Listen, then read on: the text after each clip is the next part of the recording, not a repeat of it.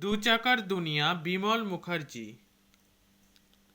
আজ থেকে ঠিক 52 বছর আগে মা বাবা ভাই বোন আত্মীয় বন্ধু ও বাড়ি ছেড়ে আম- আরামহীন অনিশ্চিতের পথে বেরিয়ে পড়েছিলাম অজানাকে জানার এবং অচেনাকে চেনার জন্যে।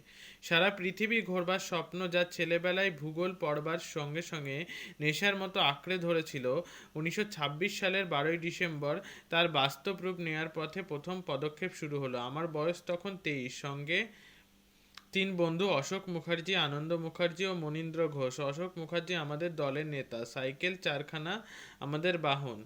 যাত্রা শুরু হলো কলকাতা টাউন হল থেকে। মহা আড়ম্বরে বিরাট এক জনসভার ব্যবস্থা হয়েছিল। প্রথমে ভারতীয় দল ভূপর্যটক হয়ে পথে বেরোবে, এই খবরটা বাঙালির মনে যেদিন এক বিপুল উদ্দীপনা ও উৎসাহের সৃষ্টি করেছিল।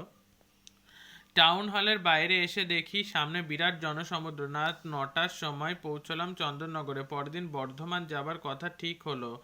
12টার সময় আবার শুরু হলো জিটি রোডের ধরে বর্ধমানের দিকে এগোনো। 1926 সালে জিটি রোড অনেক চওড়া ছিল। মোরাম দিয়ে রাস্তা বাঁধানো, দুধারে বড় বড় গাছের ছায়া সারাদিন থাকতো।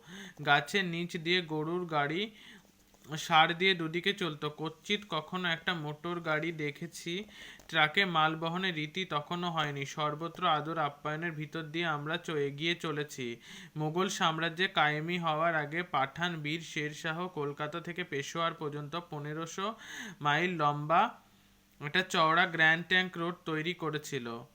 অফুরন্ত ফলের গাছ আর দুধারে লম্বা লাগানো। প্রত্যেক 10 মাইল অন্তর একটা পাকা কুয়ো বা ইদারা সংলগ্ন পান্থশালা। 50 বছর আগে পশ্চিমবঙ্গের জিটি রোডের পাশে যে কুয়ো ছিল, আমরা তার সুগভীর ঠান্ডা জল খেয়ে আনন্দ লাভ করেছি। আমরা জিটি রোড ছেড়ে রাঁচির পথ ধরলাম। অশোক ও আনন্দ সম্পর্কে জেঠতুতো খুড়তুতো ভাই। ওদের আত্মীয় স্বজনদের কাছে বিদায় নেওয়ার উদ্দেশ্য ছিল। রাঁচি ছেড়ে আমরা আবার জিটি রোডের দিকে এগোলাম, পালামৌ জঙ্গলের ভিতর দিয়ে। এদিকে কম লোক চলে, গাড়ি তো নেই। খয়ের গাছ মাথা উঁচু করে দাঁড়িয়ে রয়েছে। এমন কোনো ছোট বড় জন্তু জানোয়ার ছিল না যাদের এই জঙ্গলে দেখা যেত না। বাঘ, হরিণ, নীলগাই আশেপাশে ঘুরতো। সব মিলে জঙ্গলটা অপূর্ব সুন্দর দেখাতো। রাত্রে ক্লান্ত হয়ে একটা ইন্সপেকশন বাংলোতে উঠলাম। সন্ধ্যা হওয়ার আগেই চৌকিদার তার বাড়িতে চলে গেলেন। দোর খুলে ভিতরে ঢুকতে খুব বেগ পেতে হয়নি। আমাদের সঙ্গে অ্যাসিটিলিন আলো ছিল। তার সাহায্যে একটা ঘর সাফ করে নিয়ে আমাদের সঙ্গে যা খাবার ছিল তা শেষ করে শুয়ে পড়লাম। ঘরের সামনের যে উঠোন ছিল, গভীর রাতে সেখানে এক ব্যাঘ্র মহাশয় আমাদের সঙ্গে আলাপ করতে এসেছিলেন।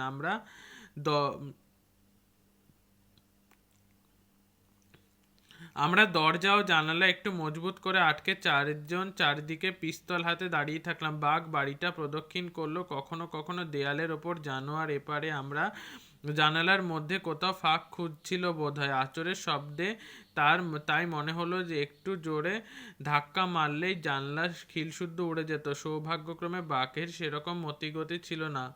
তবু একবার জানালার কাছে বাঘ আসা মাত্র অশোক 0.45 পিস্তল থেকে একটা গুলি ছুড়ল। কি সাংঘাতিক আওয়াজ! বাঘের কানে তালা লাগবার মতো। বাকি রাতটুকু আর আমাদের জ্বালাতন না করে বাঘ উঠোন দিয়ে জঙ্গলের দিকে চলে গেল। চাঁদনি রাতে আলোতে দেখলাম বাঘের পুরুষ্ট দেহটা। আওয়াজে ভয় পেয়ে সেখান থেকে সরে পড়াই শ্রেয় মনে করেছিল। তবু আমাদের কারো ঘুম হলো না।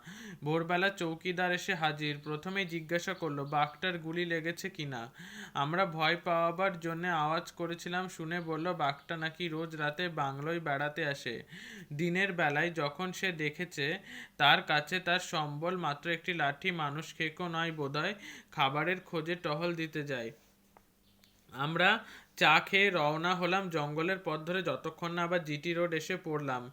বিহারের চওড়া রাস্তার দুপাশে ধান গম কাটা তখন হয়ে গিয়েছে। এই সময় কি পরিমাণ ব্ল্যাক বাক ও স্পটেড ডিয়ার দলে দলে দুধারে দেখা যেত।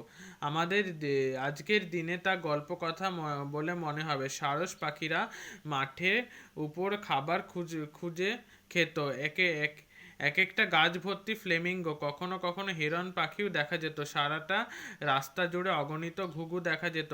তার কারণ গরুর গাড়ি ভর্তি চাল ডাল গম নিয়ে যাওয়ার সময় ফুটো থলে দিয়ে বাইরে কিছু পড়তো। এইরকম পশু পাখি সারা জিটি রোডে দেখতাম। উত্তরপ্রদেশে ময়ূর দেখেছি যেখানে সেখানে, কেউ তাদের মারতো না, এত সুন্দর জীব বলে। আখের ক্ষেতের আশেপাশে মস্ত বড় নীলগাই ও ময়ূর, হরিণও অনেক দেখেছি।